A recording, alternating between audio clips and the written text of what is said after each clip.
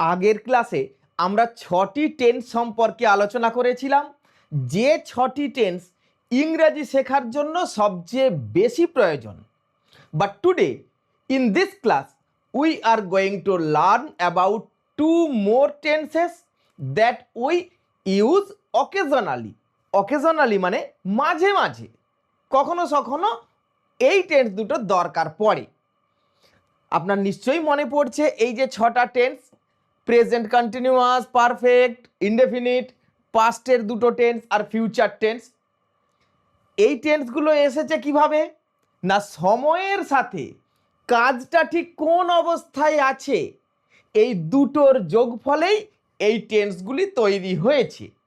এখন আমি আপনাকে বলেছিলাম যে এই 6টা টেন্সকে ভেঙেই বাকি টেন্সগুলো তৈরি হয়।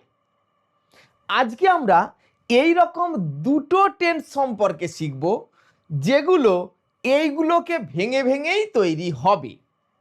দেখুন, সেটা হলো এই প্রথমে যে টেন্সটা আপনি দেখতে পাচ্ছেন, যে সেন্টেন্সটা দেখুন, আমি বাবাকে সাহায্য করছি, এটি আর এই 4 নম্বর যে সেন্টেন্সটা দেখতে পাচ্ছেন, এই দুটি টেন্সকে ভেঙে দুটি প্রয়োজনীয় টেন্স তৈরি হয়।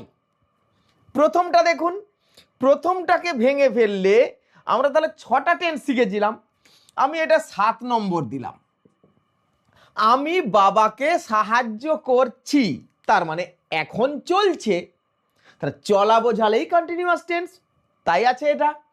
I am helping my father, আপনি আপনার বাবাকে সাহায্য করছেন, you are helping your father. ছাত্ররা শিক্ষক মহাশয়কে সাহায্য করছে, students are helping their teacher. এই তো, এখন এই সেন্টেন্সটাতে এই মুহূর্তে কাজটা চলছে এটুকু বোঝাচ্ছে। এখন আপনি মনে করুন, আমি একটা ঘটনার কথা বলছি আপনাকে। মনে করুন 2 ভাই এ আর বি দুজনে সন্ধেবেলায় তাদের পড়তে বসার কথা। এ মানে বড় ভাই, সে পড়ছে অনেকক্ষণ থেকেই, সন্ধে থেকেই পড়ছে। আর ছোট ভাই বি সে টিভি দেখছিল। এখন বেশ কিছুক্ষণ পরে তাদের বাবা এসেছেন। বাবা আসছে দেখেই বি সেও বই নিয়ে পড়তে বসে গেছে। বাবা এসে কি দেখলেন? বাবা এসে দেখলেন এ পড়ছে, বিও পড়ছে, দুটোই প্রেজেন্ট কন্টিনিউয়াস, দুজনেই কাজটা করছে। কিন্তু দুজনের কাজটা কি সমান হলো? বি তো এতক্ষণ খেলছিল, টিভি দেখছিল। তাহলে দেখুন, বাবার চোখে সেই মুহূর্তে দুজনেই সমান, কিন্তু যখন আসল ঘটনাটা শুনবেন তখন তিনি বুঝবেন দুজনে সমান নয়। ঠিক তেমনই এই প্রেজেন্ট কন্টিনিউয়াস টেন্সটা দিয়ে শুধুমাত্র সেই মুহূর্তে কাজটা চলছে এটি বোঝায়। এখন আমি যদি এখানে বলি আমি বাবাকে সকাল থেকে সাহায্য করছি, ভালো করে ভাবুন সেন্টেন্সটা, সকাল থেকেই সাহায্য করছি, তার মানে শুরু হয়েছে সকালবেলা, এখনো চলছে। তাহলে কোনো একটা কাজ দীর্ঘক্ষণ বা দীর্ঘদিন ধরে চলছে বোঝালে তখন আসলে কাজটা করছি। বাকি দেখুন ভার্বটা মানে ক্রিয়াপদটা কিন্তু পাল্টায়নি, শুধু টাইম স্প্যানটা বাড়িয়ে দিয়েছি, যে আগে শুরু হয়েছে, অতীতে শুরু হয়েছে, এখনো চলছে। ওই যে এ যেটা করেছিল, সন্ধে থেকেই পড়া শুরু করেছিল। তাহলে এই রকম বোঝালে তখন আর এটি প্রেজেন্ট কন্টিনিউয়াস থাকে না, তখন এটিকে আমরা বলি প্রেজেন্ট পারফেক্ট কন্টিনিউয়াস। এটি হবে প্রেজেন্ট পারফেক্ট কন্টিনিউয়াস। কেন না, অতীতে শুরু হয়েছে, সেটা শেষ হয়ে যেতে পারতো, শেষ হয়ে গেলেই তো কমপ্লিট মানেই পারফেক্ট, সেটা পারফেক্ট হয়ে যেতেও পারতো কিন্তু হয়নি, কন্টিনিউ করছে, এই জন্য পারফেক্ট কন্টিনিউয়াস। এর জন্য কি হবে স্যার, সেন্টেন্সটা কি অনেক বদলে যাবে? হ্যাঁ, কিছুটা বদলাবে। কি বদলাবে? এই অ্যামটার বদলে এখানে হ্যাভ বিন বলতে হবে, এর বদলে এসে যাবে হ্যাভ বিন। তাহলে সেন্টেন্সটা কি দাঁড়াবে? আমি সকাল থেকেই সাহায্য করছি। তাহলে আমি বাবাকে সকাল থেকে সাহায্য করছি। এই যে সেন্টেন্সটা বাংলায় বলা হলো, এটাকে বলতে হবে তখন I have been helping my father. এবার থেকে কথাটার ইংরাজি কখনো ফ্রম, কখনো সিন্স। সময়ের ক্ষেত্রে বিশেষ করে এই রকম সকাল, বিকেল এইরকম উল্লেখ করা থাকলে তখন সিন্স বলতে হবে। তাহলে বলবো সিন্স মর্নিং, আমি সকাল থেকেই বাবাকে সাহায্য করছি। তাহলে কাজটা এই মুহূর্তে চলছে ঠিকই, কিন্তু আগে শুরু হয়েছে, এইটি বোঝানোর জন্য হ্যাভ বিন বলা হলো। এবারে যদি বলি সোমা সকাল থেকে তার বাবাকে সাহায্য করছে, তখন বলবেন সোমা হ্যাভ বিন বলবেন না, নিশ্চয়ই হ্যাজ বিন বলবেন। Soma has been helping her father since morning. এবারে আপনি মিলিয়ে মিলিয়ে দেখুন তো পারেন কিনা। আমি যেটা বলছি আপনি তাহলে কমেন্ট করে লিখে দেখান।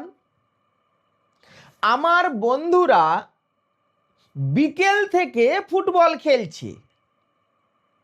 মাই friends have been playing football since afternoon. Mrinal জানুয়ারি মাস থেকে ইংরাজি শিখছে। Mrinal has been learning English since January. জানুয়ারি থেকে। তার সময়ের ক্ষেত্রে থেকে বোঝালে বেশিরভাগই সিন্স বলতে হবে। আবার দেখুন বাবুল 8টা থেকে গল্প করছে। Babul has been chatting since 8 o'clock। এবার যদি বলি আমার মা রবিবার থেকে মহাভারত পড়ছে। My mother has been reading the Mahabharata since Sunday. তাহলে এখন যদি আপনার মনে প্রশ্ন আসে স্যার থেকে মানে সবসময় এখানে সিন্স বলতে হবে? কোনো স্থান থেকে বোঝালে আমরা যেমন ফ্রম বলি, সময়ের ক্ষেত্রেও ফ্রম বলা যায়। যেমন দেখুন সোমবার থেকে শুক্রবার, ফ্রম মানডে টু ফ্রাইডে। এরকম দুটো দিকই যদি বলে দেওয়া থাকে তখনই সাধারণত ফ্রম আর টু এইভাবে বলা হয়। আর শুধু শুরুটা বলা থাকলে তখন সিন্স দিয়েই বলা হয় বেশিরভাগ ক্ষেত্রেই। আপনি এভাবেই বলবেন। ঠিক একই রকম ভাবুন অতীতকালে কোনো একটা কাজ অনেকক্ষণ আগেই শুরু হয়ে চলছিল এমন বোঝালে। সেই দিন আমি সকাল থেকেই ইংরাজি পড়ছিলাম। That day I had been reading English since morning. আপনি বলুন তো এই রকম সেন্টেন্স আমরা খুব একটা বলি কি? এই প্রেজেন্ট পারফেক্ট কন্টিনিউয়াসটা তবু ব্যবহার করি, পাস্টেরটা খুব রেয়ার, আমরা খুব একটা বলি না। আপনি লাস্ট কবে এই ধরনের কথা বলেছেন আপনি নিজেও মনে করতে পারবেন না। তাহলে এই যে কথাটা অনেকক্ষণ আগে শুরু হয়েছে বা অনেক দিন আগে শুরু হয়েছে এখনো চলছে, এটা বোঝালেই এইভাবে হ্যাভ বিন বা হ্যাজ বিন দিয়ে বলবেন। বাকিটা তো ওই কন্টিনিউয়াস টেন্স, আসলে তো টেন্সটা কন্টিনিউয়াস টেন্স, আগে শুরু হয়েছে বলে পারফেক্ট ঢুকে গেছে। বেশ, এবার পরেরটা দেখুন তো, আমি বাবাকে সাহায্য করেছিলাম, একটা সিম্পল পাস্ট টেন্স। আরো একটা সেন্টেন্স যদি এর সাথে জুড়ে দিই, যেমন দেখুন তুমি আসার আগে, তুমি আসার আগে আমি বাবাকে সাহায্য করেছিলাম। তাহলে দুটো কাজ হয়েছে আগে পরে। অতীতকালের দুটো কাজ যদি আগে পরে আপনি বলেন, তুমি এসেছিলে আর আমি বাবাকে সাহায্য করেছিলাম, তাহলে দুটো অ্যাকশন বলছি, দুটোই অতীতকালে। যেটা আগে ঘটবে সেইটিকেই পাস্ট পারফেক্ট বলতে হবে। আপনি হয়তো ছোটবেলায় টেন্সের বইতে পড়েছিলেন, ডাক্তার আসিবার পূর্বে রোগীটি মারা গেল, আমি স্টেশনে পৌঁছানোর আগেই ট্রেনটা ছেড়ে চলে গেল। মনে করুন, তাহলে অতীতের দুটো কথা, দুটো ঘটনা, মানে দুটো আলাদা বাক্য করা যেত, আপনি জুড়ে দিয়ে আগে পরে বলেছেন, তাহলে টেন্স তো আপনিই টেনে নিয়ে এলেন। আপনি যদি দুটোকে আলাদা আলাদা বলতেন আর এই পাস্ট পারফেক্ট টেন্স লাগতোই না। আপনি এমন তো বলতে পারতেন, আমি বাবাকে সাহায্য করেছিলাম, ফুল স্টপ দিয়ে সেন্টেন্সটা সেপারেট করে দিলাম, তারপরে তুমি এসেছিলে, তার মানেই তো তুমি আসার আগে আমি বাবাকে সাহায্য করেছিলাম। তাহলে আমরা যত বড় বড় সেন্টেন্স অ্যাভয়েড করে কেটে কেটে ছোট ছোট সেন্টেন্স বলবো, গ্রামার তত আমার কাছ থেকে দূরে চলে যাবে। আর যত জুড়ে জুড়ে বড় সেন্টেন্স বলার চেষ্টা করব, তত আমি গ্রামারকে টেনে আনছি ওই খাল কেটে কুমির আনার মতোই। তাহলে দেখুন, পাস্ট পারফেক্ট টেন্স আপনি অ্যাভয়েড করতে পারেন। আর যদি এইভাবে জুড়ে দিয়ে বলেন, তাহলে কোনটা আগে ঘটেছে দেখুন, তুমি আসার আগে আমি বাবাকে সাহায্য করেছিলাম, তাহলে এই কাজটা এটা আগে হয়েছে, তাহলে এটিকে পাস্ট পারফেক্ট বলতে হবে। কি বলতে হবে তখন? তখন এই যে আই হেল্পড মাই ফাদার, এইটার জায়গায় একটা হ্যাড বললেই তো পাস্ট পারফেক্ট হবে। হ্যাভ বললে যদি প্রেজেন্ট পারফেক্ট হয়, হ্যাড বললেই পাস্ট পারফেক্ট। তখন বলবেন I had helped my father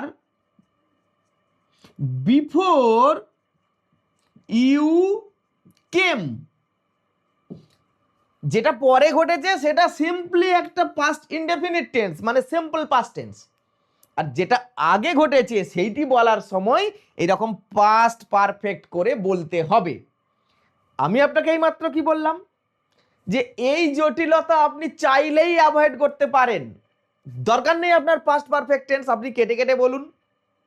এবার ওই ছোটবেলায় শেখা সেন্টেন্সটা মনে করুন, ডাক্তার আসিবার পূর্বে রোগীটি মারা গেছিল।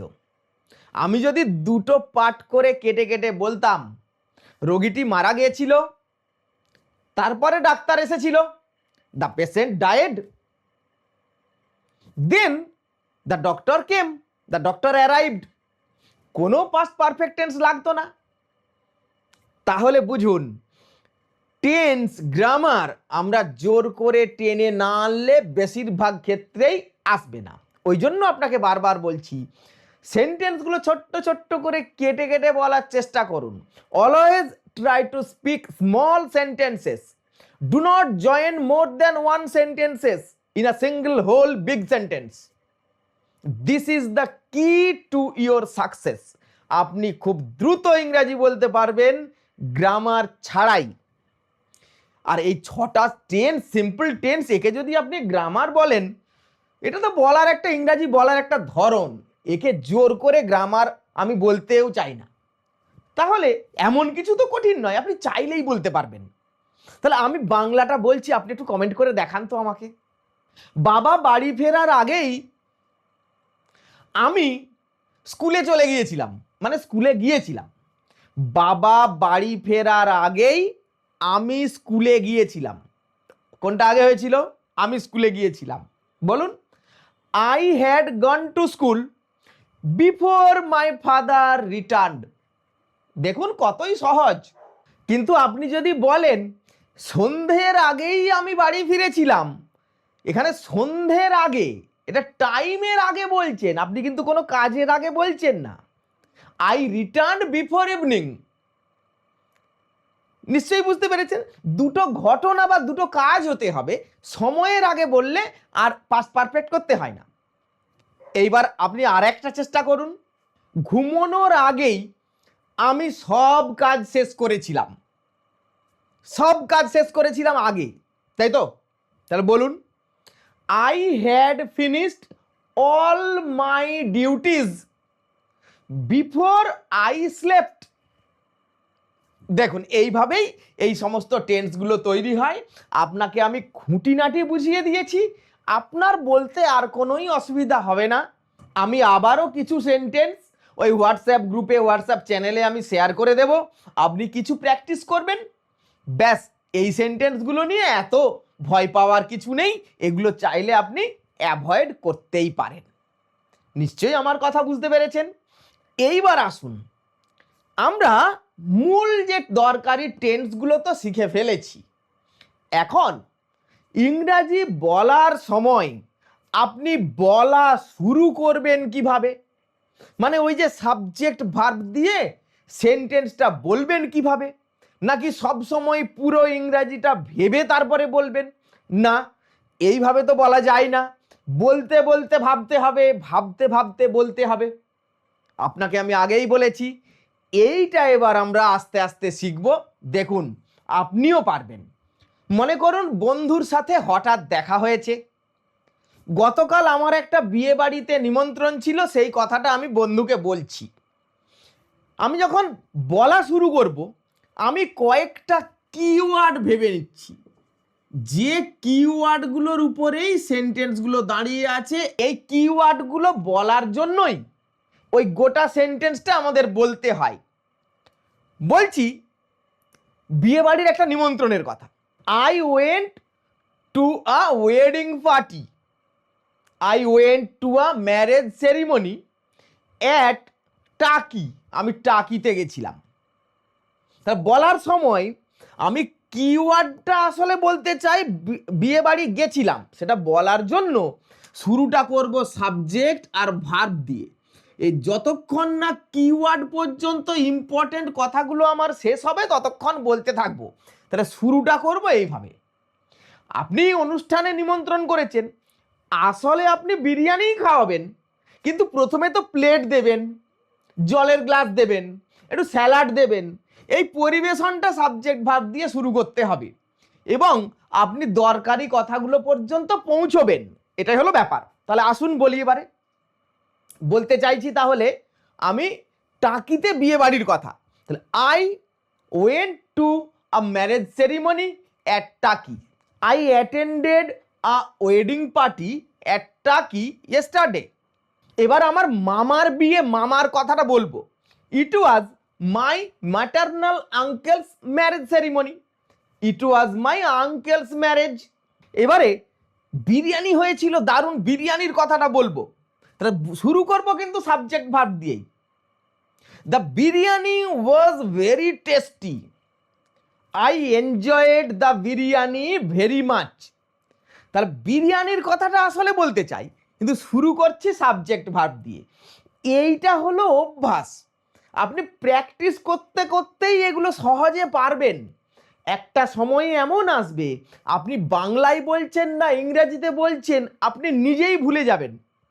এটার জন্য শুধু প্র্যাকটিস লাগবে।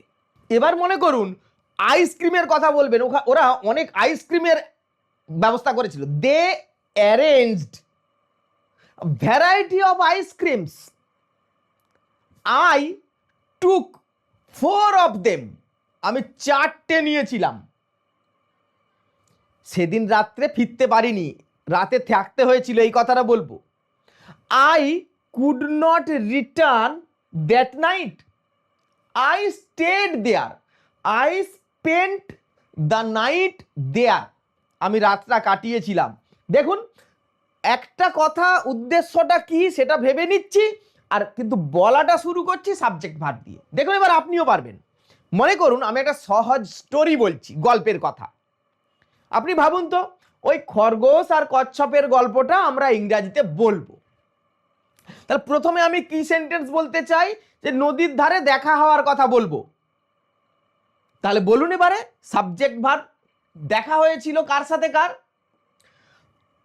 আ hare and a tortoise met, met মানে দেখা হওয়া, দেখা করেছিল, নিয়ার দ্য রিভার।